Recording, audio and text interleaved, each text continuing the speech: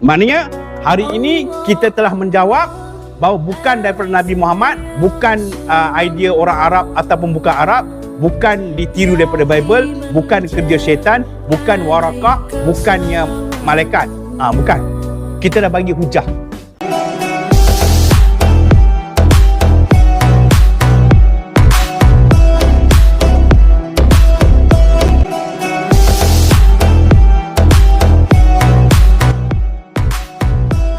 Palestin, salah satunya untuk kita turun tu tak adalah kan. Takut-takut kita menyusahkan saudara-saudara kita di sana, dia pula nak jaga kita kan.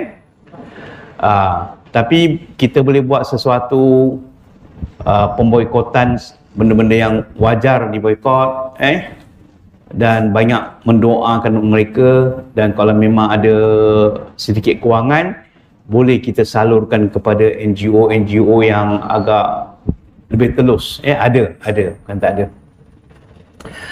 Dan saya nampak nak ajak saudara-saudara semua, ini masanya untuk kita boikot rokok. Rokok satu, fatwa telah mengharamkan rokok, fatwa kebangsaan.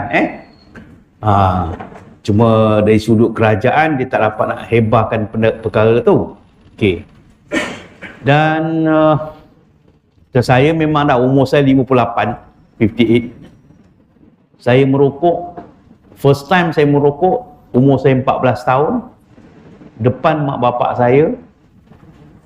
Itu macam nak melawan lah dulu, memberontak. Ambil dulu capstan. Ambil sebatang, 2 sedut, kena penampau Jepun dengan mak, sampai sekarang tak merokok. Kan? Kenapa saya sebut? Sebab saya baru balik kursus Jabatan Mufti, panel penasihatan akidah Jabatan Mufti kes-kes murtad ni, kamu balik kursus. Dalam kursus tu ada seorang saudara kita yang in charge bab orang-orang dadah, terlibat dadah. So dia sebut antaranya ialah paling mencabar sekarang ni ialah anak-anak sekolah dengan ada vape. Saya tak pernah dengar lah, baru hari tu saya dengar bab kata mushroom. Saya ingatkan mushroom ni ialah, saya tahu mushroom ni cendawan, sup cendawan kan. But mushroom tuan, dia flavor, ada dia punya perasa strawberry, perasa apple, perasa apa. Jadi orang vape tu dia akan letak dekat situ, dia sedut lah. Saya minta maaf, macam mana rupa vape pun saya tak tahu lah, tapi dia kata begitulah. Dan dia kata very bahaya, terlalu bahaya. Dan ini berlaku umur 16 tahun, 15 tahun di sekolah, dan mereka sedang cuba pulihkan. Ketagihan dia lebih teruk. Jadi mungkin bila kita tidak merokok, we didn't smoke, ahlan wa sahlan, sahabat-sahabat from I think China ke? Beijing. I've been to Beijing for dakwah. I already went there. Beijing. We stayed there about 7 days in Beijing. Masya Allah. Makanan pun sedap kat Beijing. Yang halal lah. Alhamdulillah. Okay. Jadi kalau bolehlah kita ambil kesempatan untuk inilah masanya kalau kita nak hentikan merokok dan vape. InsyaAllah risaulah juga. Jadi kita ada, kalau kita tunjukkan contoh pada anak cucu kita ni, kita pun tak merokok, ada kekuatan lah insyaAllah. Okey, sementara kita menantikan kita punya persediaan. Pada kuliah yang dulu, kita ada menceritakan tentang keaslian Quran. Keaslian Quran. Maknanya we prove that Quran is from Allah Subhanahu Wa Taala. Kita membuktikan bahawa Quran yang ada pada hari ini, the same Quran. Quran yang ada pada hari ini is the same Quran yang turun during the prophet. Ketika Nabi Muhammad ada. Inilah Quran yang ada. Jadi kita telah pun membincangkan perkara itu, dan pada hari itu kita proof lah Quran dia sama. Sekejap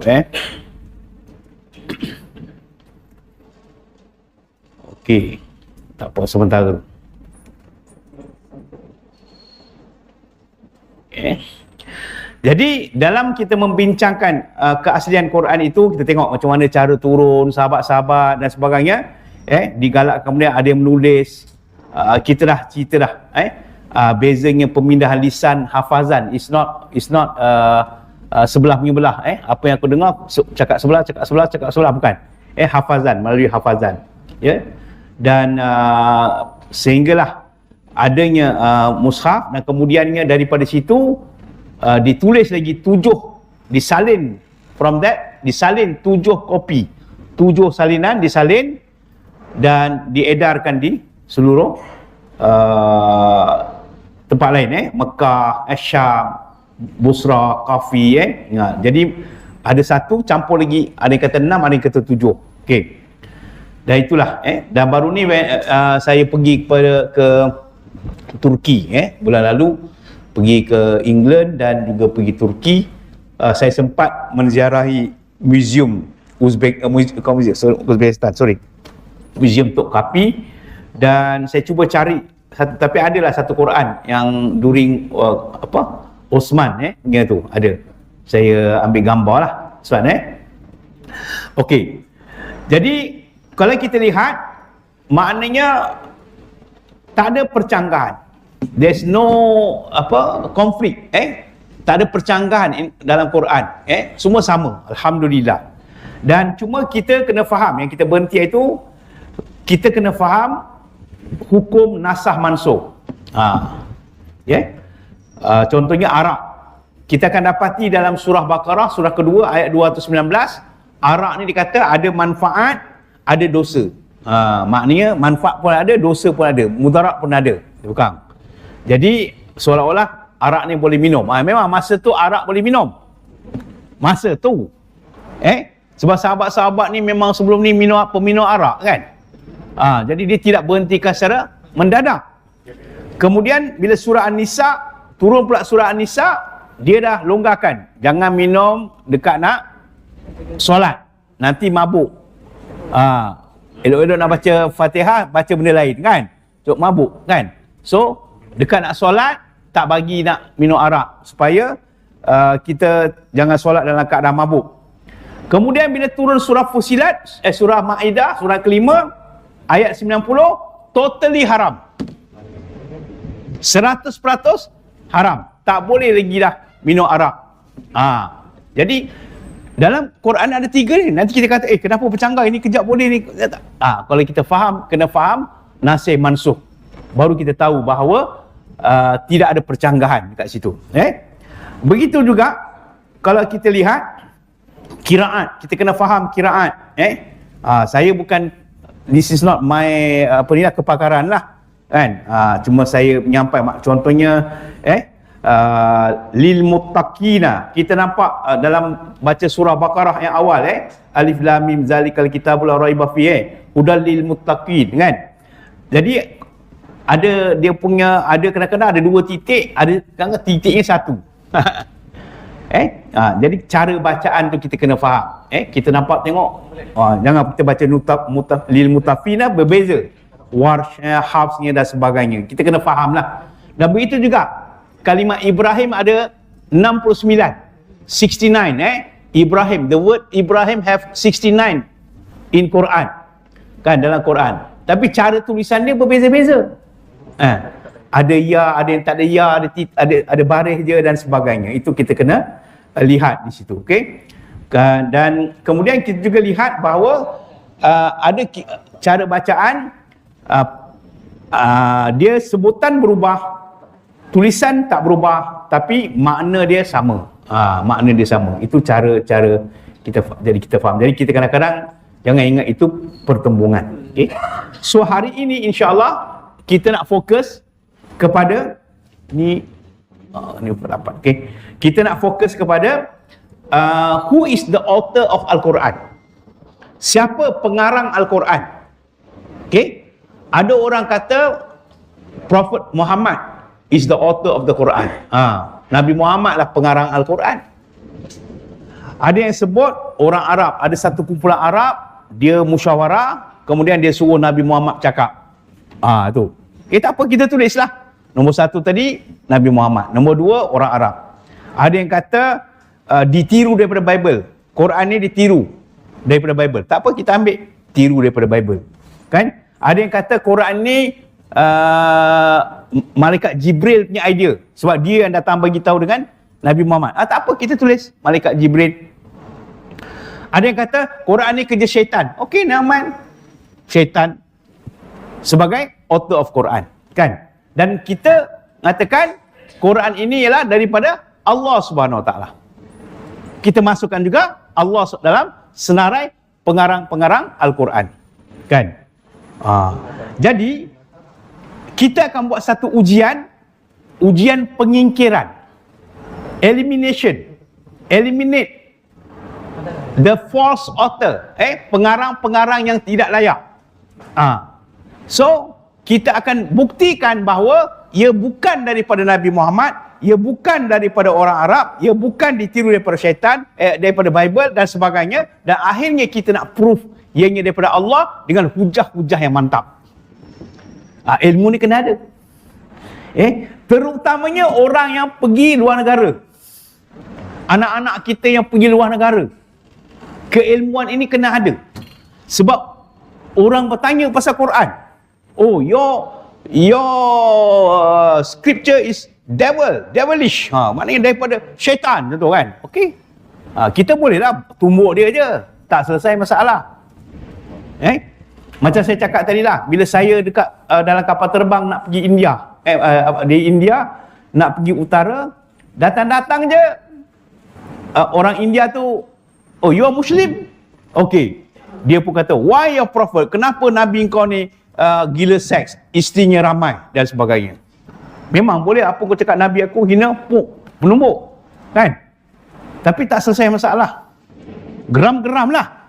Tapi kita duduk dengan dia, kita berhujah dengan dia, one by one kita terang kenapa Nabi ni kahwin begini, kenapa begini, kenapa begini, kenapa begini.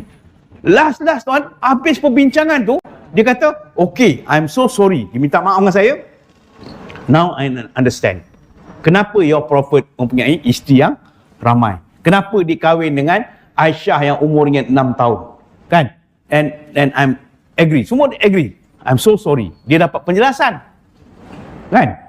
Lepas dia dah agree dah, baru kita belasah dia. Belasah macam mana? Tanyalah dia pula, engkau you are Hindu, is it? Okay. How many wife of Krishna? Dewa Krishna ni, dia sembah Dewa Krishna ni.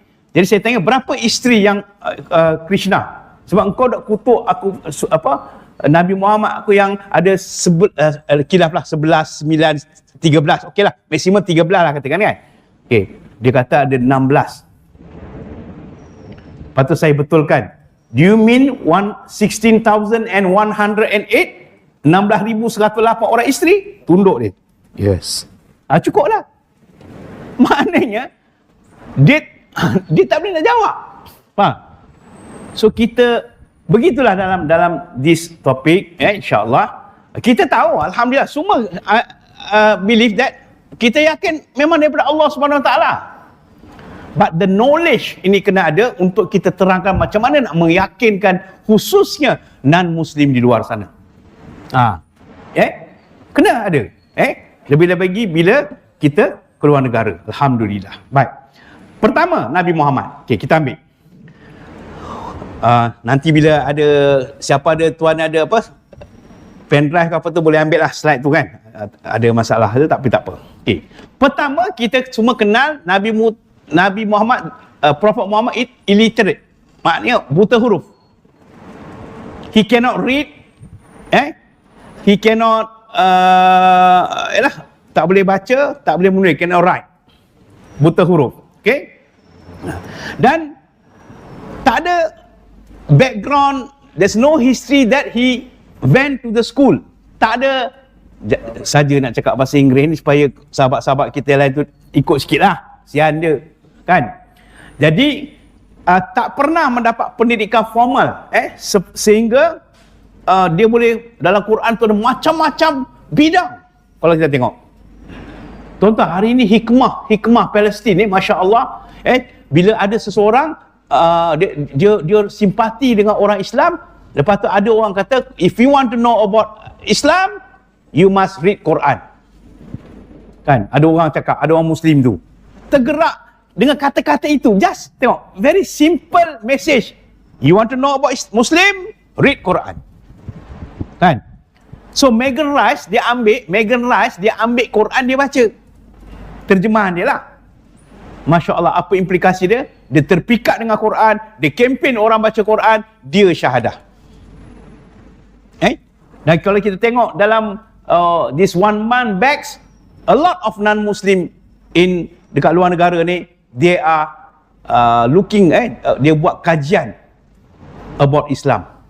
Ada yang siap dah pakai tudung lah. Dia kata, I'm not Muslim. Kita kalau nampak macam ni, Muslim. Dia bukan non-Muslim. Sebab dia nak rasa. Tu dia. InsyaAllah kalau siapa-siapa ada ke lapangan 25 this 25th in kita buat di Serendah, Masjid Serendah, kita buat open mosque. Kita nak alu-alukan kehadiran non-Muslim. We want to show them where there's no statue of Allah here. Tak ada patung Allah. Biar dia masuk dalam masjid. Biar dia tengok, tak ada patung lah, kan? Dia tahu. Biar tak ada patung. Kenapa? What is mihrab? What is the meaning of azan?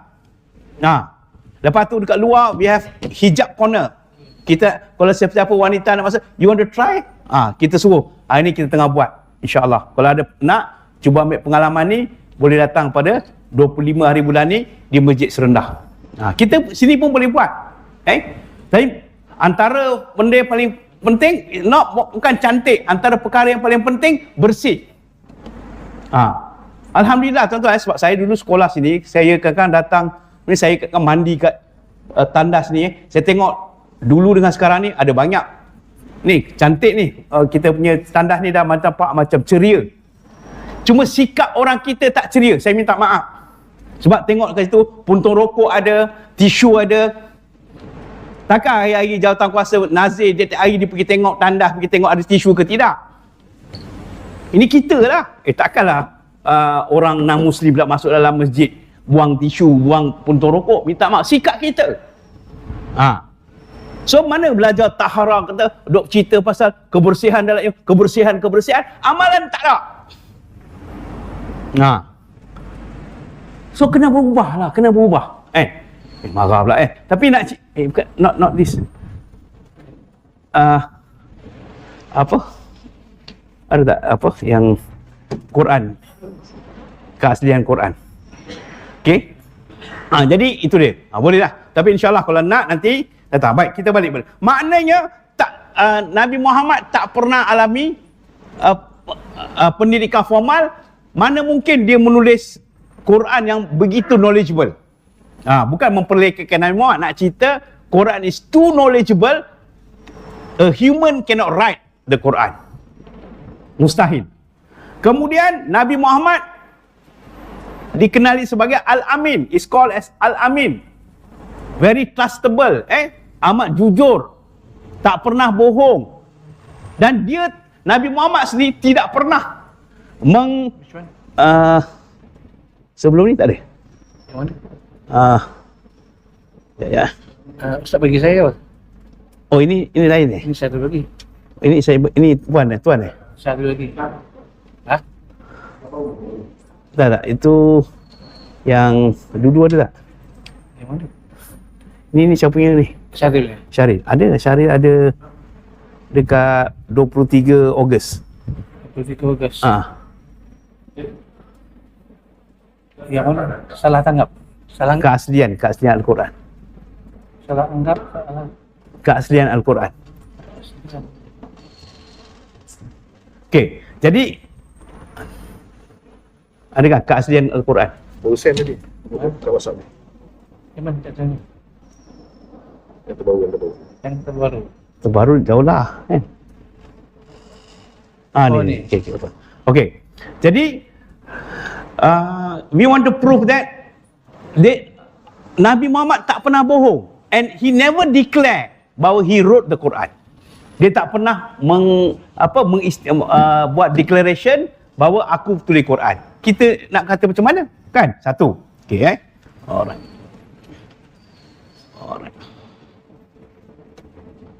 Ini macam mana dia punya presentation ni? Ada? Oh. Ha?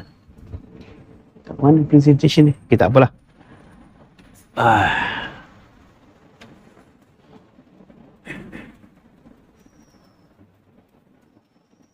Okey, satu. Ni. Kemudian bahasa hadis, kalau apa-apa yang keluar daripada Nabi Muhammad dan apa-apa yang itu ialah hadis.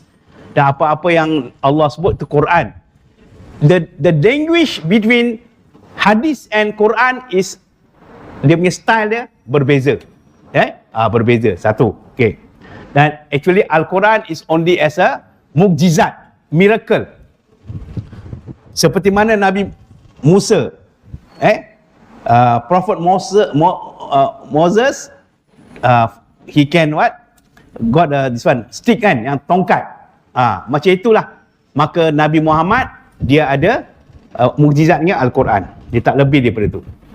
Kemudian, tuan-tuan, kalau saya tulis buku lah, kalau saya write a book, let's say I wrote a book, saya tulis buku, dan tentu apa-apa kelemahan pada saya tak akan letak dalam buku saya. Buat apa saya nak letak menandakan kelemahan saya? Kan, betul tak?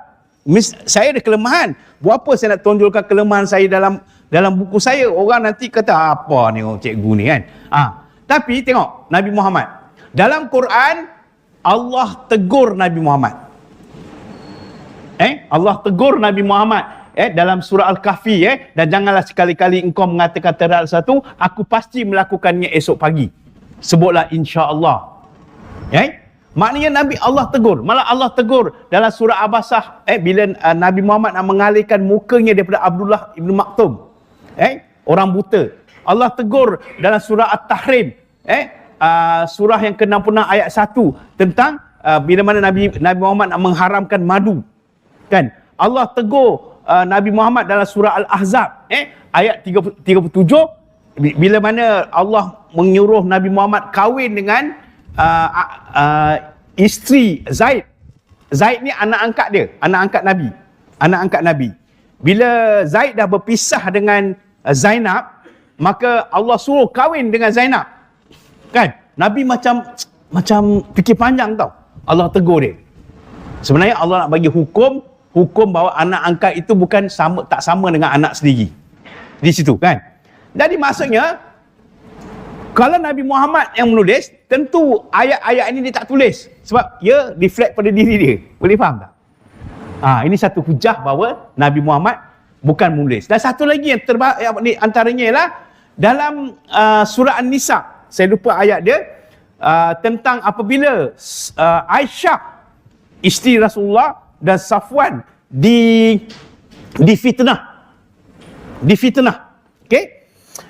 Dan ada sahabat-sahabat yang dia tahu itu fitnah, ada sahabat-sahabat macam mula percaya, sehinggalah Nabi diam menunggu wahyu. Dan wahyu tu ambil masa. Betul? Barulah wahyu turun menempelak sikap orang yang fitnah. Andai kata Nabi Muhammad penulis, hari ni orang fitnah, esok dah boleh kata ini baru wahyu turun. Tak. Kan, nampak? Ini salah satu lagi hujah yang kita kena faham. We must understand this logical debate. Kalau kita nak debate dengan orang, proof that, membuktikan bahawa Nabi Muhammad is not the author of Al-Quran. Bukannya pengarang ini mana pula apa hal ni? Okey? Ya. Okey. Kan. Okey. Kemudian in the Quran, there are more than 1,000 facts about science. 1,400 years ago, 1,400 tahun dulu dah ada ribuan fakta-fakta sains yang masa tu sains pun belum begitu maju untuk prove it. Tu. Dan tak mungkin Nabi Muhammad boleh menulis sebab Nabi Muhammad pun tak pergi sekolah. Contoh kan? Bukan, jangan kata saya kutuk Nabi Muhammad. Tidak, nak cerita bahawa it's not human punya understanding nak cerita benda yang ni. Benda tu tu dia. Azan kita azan dulu. Lagi 2 minit. Okey, baik. Kemudian okey, maknanya itu hujah-hujah kita prove that Al-Quran is not written by Nabi Muhammad. Ini hujah-hujah kita bagilah. Jadi yang kata aku dah buktikan dengan kau Nabi Muhammad bukan penulis Al-Quran. So kita delete nama Nabi Muhammad dalam author. Okey.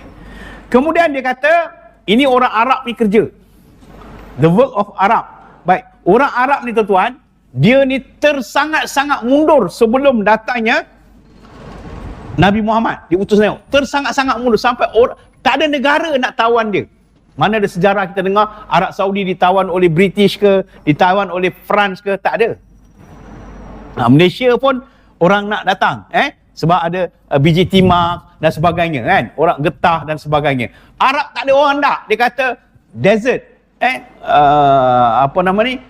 gurun Sahara tak nak kan, orang tak nak kan, faham tak? Begitu. Jadi orang tak nak menakluk. Maknanya keadaan orang Arab agak mundur. Tapi bila datang wahyu, Nabi turun, dia mengangkat martabat orang Arab. Tak mungkinlah orang yang macam itu boleh menulis dalam Al-Quran.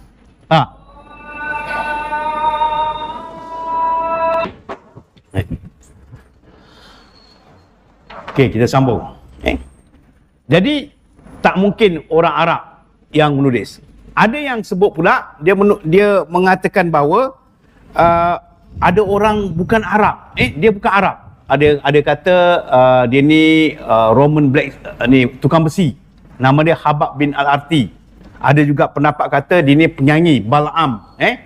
Dan Allah tegur, Allah nyatakan dalam surah An-Nahl, surah 16 ayat 103 Allah sebut, dan demi sesungguhnya kami mengetahui bahawa mereka yang musyrik itu berkata sebenarnya dia diajar oleh seorang manusia. Maknanya Allah tegur seolah-olah kata yang kata ada orang lain yang mengajar Nabi Muhammad tu menulis tu, bukan. Sebenarnya dia diajar padahal bahasa orang mereka itu, bahasa orang yang bukan Arab ni bahasa ajam. It's not maknanya bahasa, kalau katakan kalau kita lah bahasa Melayu ni bahasa Melayu yang macam orang, minta maaf lah, macam orang warga asing cakap bahasa Melayu lah. Nak bezakan dengan orang bahasa Melayu sendiri bercakap, memang beza lah. Itu dia. Jadi Allah templak benda tu. Kemudian ada yang katakan Warakah ni, sebab apa Warakah yang bagi idea mengatakan Nabi Muhammad ni Rasul.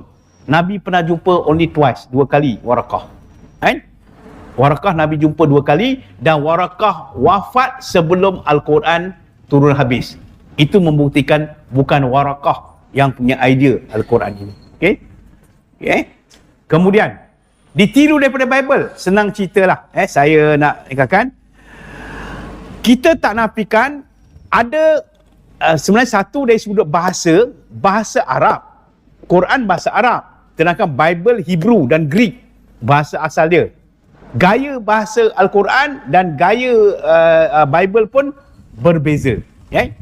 Dan tidak ada ayat Quran yang serupa dengan Bible. Maknanya kalau tiru ni maknanya kalau contoh tuan-tuan kalau tiru betul saya ambil exam Cik Syahril duduk depan, saya tak pandai ni, Cik Syahril bagus betul, saya meniru Cik Syahril. Sekali bila semak, saya boleh dapat markah. Sepatutnya kalau saya ni dapat markah sama ada sama ataupun kurang sikit. Mustahil lah saya boleh menandingi yang saya tiru lah, kan? Cik Syahril salah nombor 2, saya pun salah, kan? Apa yang dia salah, saya salah sebab saya tiru dia, betul tak? Tapi dalam Quran tak macam tu. Banyak maknanya kalau dikata tiru daripada Bible, banyak perkara Bible dengan Quran, kesilapan-kesilapan dalam Bible tidak diulang dalam Quran. Memang betul, Bible dulu baru Quran, betul Betul. Tapi ada yang sama, kita tak nafikan. Ada yang sama. Sama tak mestinya saya meniru. Kalau katakan kami sama-sama ambil, guru dia sama. Bila ambil peksa, soalan pertama, saya betul, imam pun betul. Yalah, sebab apa kami guru yang sama? Boleh faham? Bukan semestinya saya tiru. Faham? Jadi, itu satu. Alright. Kita tengok contoh. Apa cerita dalam Bible. Adam dan isterinya, menurut Quran, telah diampunkan oleh Allah Subhanahu Wa Taala. Menurut Quran, Allah ampunkan Nabi Adam dan Hawa. Cuma diturunkan ke muka bumi ini, bukan Allah tak ampunkan, sebagai satu ujian. Allah dah ampunkan. Ialah dosa makan buah larangan tu. Faham? Tapi in Bible, it's different. Dalam Genesis, dia cerita pasal Adam dan Hawa ni makan buah apple. Dia dalam Bible, buah apple. Kan? Kalau ikut betul-betul orang Kristian ni tak boleh makan buah apple. Sebab dalam Bible, buah yang dilarang ni apple. Kan? Kan? Okay, tak apalah, itu biar hak dia lah. Tapi maknanya dia telah berdosa. Kerana makan buah apple, Allah tak maafkan Adam dan Hawa. Sebab itu, kerana dosa itulah, maka Nabi Isa, orang Kristian percaya Nabi Isa perlu disalib. Nampak begitu sekali. Lahir je budak, kita orang Islam, lahir je baby, dia putih, bersih. Maknanya tak dosa. Tapi dalam Kristian beza. Budak tu berdosa, dia kena baptize sebab dia kaitkan dengan dosa Adam dan Hawa. Seolah tidak diampun. Nampak? It's differ. Kalau peniru, patutnya Islam pun anggap manusia ni berdosa. Tak. It's different. Okay, one point. Kemudian, dalam Al-Quran, Allah menyatakan tentang kaum Ad, kaum Samud, dialog antara Nabi Nuh dengan anaknya. Okay? Nabi Ibrahim dengan bapaknya, penduduk Iram, yang mana Bible memang is silent about it. Bible tak pernah sebut perkara itu. Okay. Kemudian dalam Bible, Nabi Sulaiman ni kufur. Solomon ni kufur kepada Tuhan. Tapi dalam Al-Quran surah Baqarah ayat 102 menafikan Nabi Sulaiman kufur. Tuan-tuan ambil ayat ni dan rujuklah, baca baru nampak. So Nabi Ibrahim dalam Quran dia mimpi menyembelih Nabi Ismail. Berbanding dengan Bible, Tuhan ni bercakap direct dengan dia. Tuhan datang, dia bercakap direct suruh sembelih anak dia. It's different story. Kalau meniru, should be, Quran pun sama seperti mana yang Bible sebut. Tak ada. Ini bukti bahawa Quran tidak meniru daripada Bible. Okay? Kemudian satu lagi. Ini satu kesalahan orang kita. Minta maaf. Saya pun masa kecil-kecil ingat macam tu. Apa dia? Bila masa zaman time Nabi Nuh ni kan bah. Betul tak? Lepas tu, bah ni habis. Seluruh alam ni, dunia ni semua dah bah. Itu anggapan saya juga. Rupanya dunia bah ni, itu menurut Bible. Itu sebab kalau tengok cerita Bible, tuan-tuan, pergi tengok kartun Bible story ni, kisah Nabi Nuh ni, dia semua kumpulkan dua binatang, semua binatang berjodoh-jodoh semua naik dalam bahtera, sebab dunia ni suka akan bah, semua akan lenyap. Yang ada ni, yang selamat ni, bila bah surut, yang selamat itulah sebagai akan keturunan-keturunan mereka yang sekarang ni ada kat dunia ni. Itu cerita Bible. Quran tidak. Quran sebenarnya bah ni kat tempatan, kat kawasan Nabi Nuh je. Bah. Kenapa Nabi Nuh kumpulkan? Ialah bila surut nanti untuk memulakan penghidupan. Setakat itu.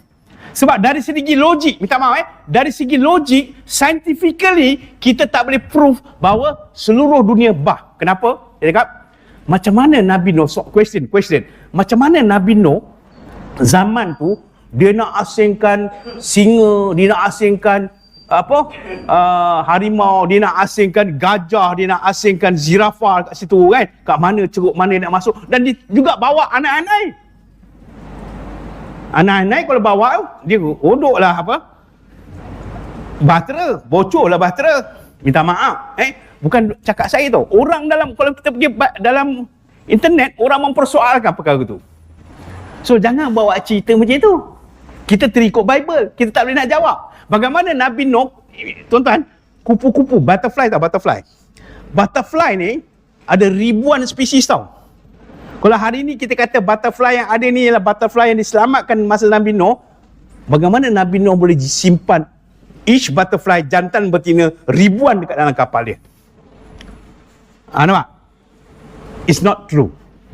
Betul kan kita punya salah tanggapan. One, okay, finish. So, ditiru daripada Bible, dibatalkan. Okay, tidak. Okay, saya nak habiskan sikit je lagi sebelum masuk yang Allah ni, kita buat next time. Okay, syaitan, senang cerita. Hari ini kalau kita kata syaitan, dalam kita nak baca Quran, mula-mula kita baca apa? Auzubillahi minasyaitanirrajim. Aku berlindung daripada syaitan yang direjam. Kalau syaitan yang suruh tulis Quran, takkanlah dia kata kau nak baca kitab aku ni, sebelum kau baca kau minta lindung daripada aku. Kan nampak tak logik? Nampak? Kan? Itu satu. Yang keduanya, dalam Quran kata syaitan ni aduwwun mubin, musuh kamu yang nyata, musuh kamu yang nyata. Takkanlah syaitan tulis, dia pula kata aku ni musuh kamu yang nyata. Nampak? Di situ dah logik bahawa bukan daripada syaitan. Kan? Malaikat sebenarnya Jibril ke apa semua, mereka ni 100% taat kepada Allah. Ya, tidak menipu. Malaikat ni dia hanya ada ilmu apa yang Allah berikan kepada dia. Kan? Sebab tu bila Allah nak cipta manusia, dalam surah Baqarah ayat kedua ayat 30, bila Allah nak cipta manusia, malaikat bertanya, ya Allah, kenapa nak cipta makhluk ni, manusia ni? Kan? Sebab apa? Menurut pengalaman mereka, sebelum manusia dah ada makhluk-makhluk yang lain dicipta yang bergaduh. Based on that story, mereka bertanya, bukan mereka melawan. Allah kata, inni a'lamu, aku lebih tahu. Nampak? So, malaikat memang, lepas tu malaikat semua, tidak ada apa yang kami ketahui selain apa yang kau telah mengajarkan kepada kami. Sami'na wa ta'na.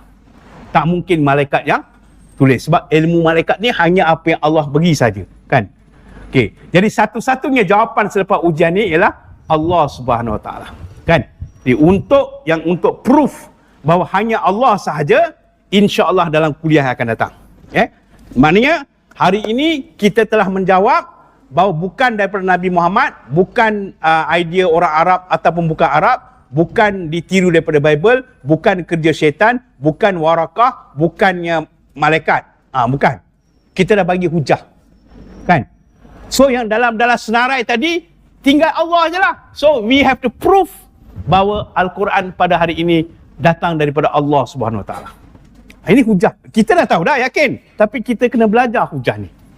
InsyaAllah kita buat dalam kuliah yang akan datang. Sekian wabillahi taufiq wal hidayah. Wassalamualaikum warahmatullahi wabarakatuh.